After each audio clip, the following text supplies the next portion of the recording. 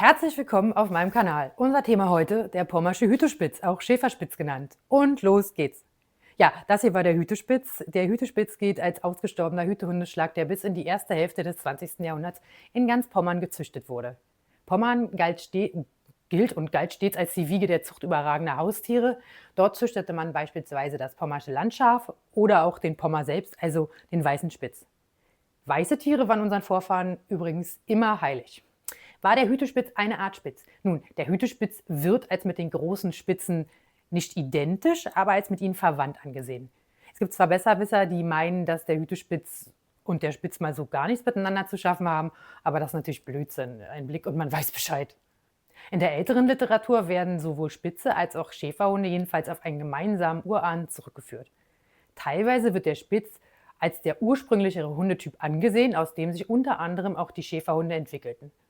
Also irgendwie so. Ja, vom deutschen Spitz unterscheidet sich der Hütespitz durch seinen etwas längeren Körper, der ihn zu einem ausdauernden Läufer macht und ihn dazu befähigt, die Herde über Stunden hinweg zu umkreisen. Der Spitz hingegen ist ein quadratisch gebauter, sehr flinker Sprinter, aber ausdauertechnisch kann der echt nichts.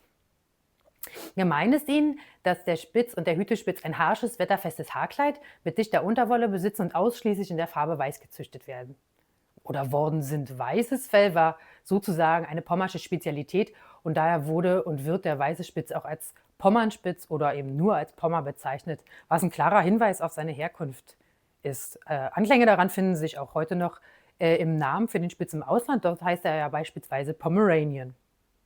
Die weiße Fellfarbe ist für einen Hütehund insofern super wichtig, da er aufgrund seiner weiß oder hellen Farbe auch nachts und auf Entfernung vom Wolf gut zu unterscheiden ist. So läuft der Bauer oder Schäfer nicht Gefahr, seinen eigenen Hund zu erschießen, weil er ihn eben für einen Wolf hält.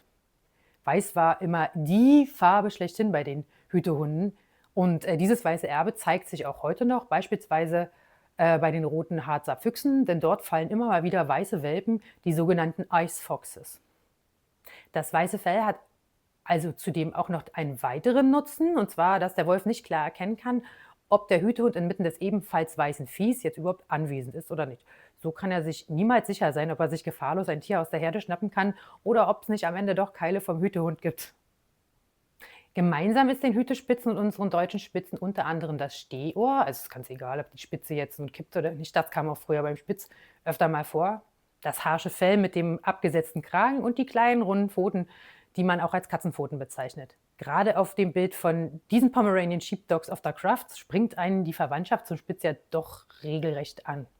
Der Pommersche Hütespitz war für alle anfallenden, noch so schwierigen Hütearbeiten brauchbar, vom Einhüten der Schafe und Schweine bis hin zum Treiben der Rinder. Schafe hüten ist für einen durchschnittlichen Hütehund eher keine Herausforderung. Bei Rindern und Schweinen sieht das Ganze aber schon anders aus.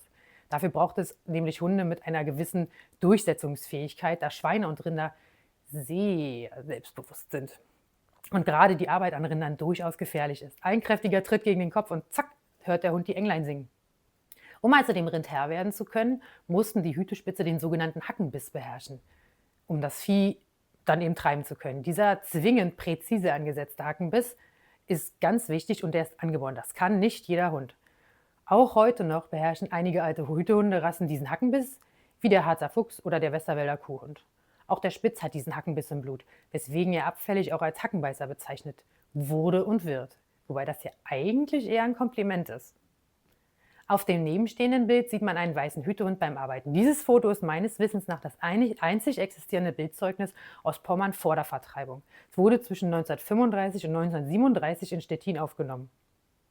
Der Pommersche Hütespitz galt als bester Hütehund Europas, auch weil er so vielseitig an unterschiedlichen Arten von Vieh eingesetzt werden konnte. So müssen Schweine oder Schafe beispielsweise ganz anders eingehütet werden als Rinder, um die Tiere nicht zu verletzen. Der Hund soll das Vieh schließlich lediglich treiben und es nicht kaputt machen bzw. gar blutig beißen. Aber das war alles gar kein Problem für den Hütespitz. Um sich seine herausragenden Arbeitseigenschaften zunutze zu machen, wurde der Hütespitz in der Vergangenheit unter anderem in die britischen und schottischen Hütehunde eingekreuzt, wie in die Collies und Shelties. Auch im weißen Schäferhund ist eine ordentliche Portion Hütespitz gelandet. Apropos weißer Schäferhund. Bei den noch arbeitstauglichen weißen Schäferhunden ist die enge Verwandtschaft zum Hütespitz bzw. zum deutschen Spitz sehr, sehr eindeutig erkennbar. Neben den leicht schräg gestellten Augen, die dem Hütehund eine sehr weite Sicht verleihen, also muss sehr weit gucken können, ist auch das Fell des weißen Schäferhundes mit dem Fell des Spitzes mehr oder weniger identisch. Den Rüden hier habe ich selbst kennengelernt und auch angefasst und der hat ganz, ganz eindeutig Spitzfell, welches nicht vergleichbar mit dem öligen, geruchsintensiven Fell normaler deutscher Schäferhunde ist, nicht weißer. Wie beim Spitz ist das Fell dieses Rüden quasi selbstreinigend und geruchlos, selbst wenn es nass ist. Was auch spannend ist, der Hütehund ist ja ein Furchenläufer, das heißt, er läuft die Weidegrenzen ab, um das Vieh am Naschen an fremden Feldfrüchten zu hindern. Diese Eigenschaft finden wir etwas verwässert auch beim deutschen Spitz, der ebenfalls dazu neigt, niemals den Weg zu verlassen. Selbst in finsterster Nacht im Wald bleiben meine Hunde jedenfalls auf jedem noch so kleinen oder mickrigen Trampelpfad und gehen nicht irgendwie ins Gebüsch stromern. Ja, aber nochmal zurück zum weißen Schäferhund, denn der ist ja thematisch auch super interessant. Offiziell heißt er ja Schweizer Schäferhund, obwohl seine Wurzeln eindeutig in Deutschland liegen. Manche behaupten, dass der weiße Schäferhund eine vergleichsweise junge Rasse ist. Das ist aber völliger Blödsinn, wie sich anhand verschiedenster Quellen sehr, sehr einfach belegen lässt.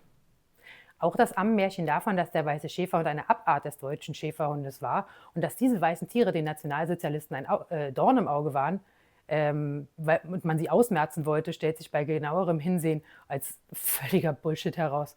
Ein Dr. Wieland war der Gründer des Vereins für bodenständige Hütehunde und dort wurden eben auch die Schäferhunde selbst betreut. Und dieser Dr. Wieland war ebenfalls Mitglied der NSDAP und dennoch nannte er im Jahre 1970 noch 33 weiße Schäferhunde sein eigen. Also nichts von wegen Ausmerzen.